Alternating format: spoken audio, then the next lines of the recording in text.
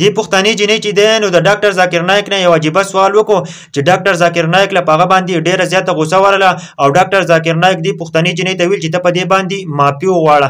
دې څه سوال وکړو چې ډاکټر ذاکر نایک په هغه باندې ډیر زیات غوسه شو. ویډیو را سره مکمل وګورئ او د نورو ملګرو سره هم شیر کړئ. په کمنټ کې خپل رائے راکړئ چې آیا دې جنې دا سوال صحیح کړی دی او کنه دی کړی.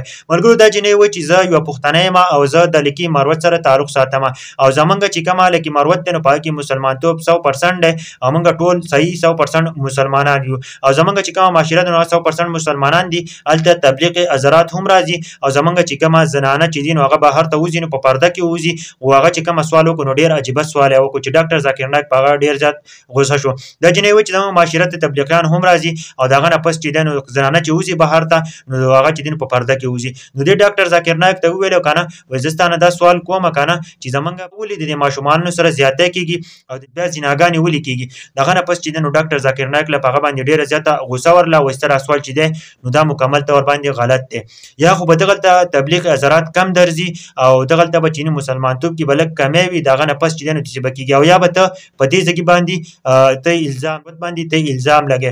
آیا د جنې چې دا سوال کړی دی که نه ویا چې دی نو ته چې دی نو دا مکمل طور باندې غلط دی چې هلته تبلیغ حضرات درځي او هلته دغه راځي نو بیا چې دی نو ته په دې ځکې باندې الزام لګې او یا چې دی که نه هلته به تبلیغ حضرات کم درځي نو بیا د هغه نه پس چې دی نو ستا سوال صحیح دی. ملګرو دې جنې چې دی نو یو عجیبه سوال کړی چې ډاکټر ذاکر نایک له په هغه باندې ډېره زیاته غوسه ورغله. ملګرو دې جنې چې دی نو دغه سوال وکړو دغه نه پس چې دی نو په کمنټ کې تاسو ضرور ولیکئ چې آیا د جنې دا سوال صحیح دی او که نه دی ځکه چې د جنې چې کومه سوال کړی دی نو تاسو به هم ډېر زیات حیران کړئ چې یو عجیبه سوال یې کړی دی ځکه دې جنې دا سوال کړی و چې په دې لکي مروت کې چې دی نو 100% مسلمانتوب دی هلته تبلیغیان هم راځي.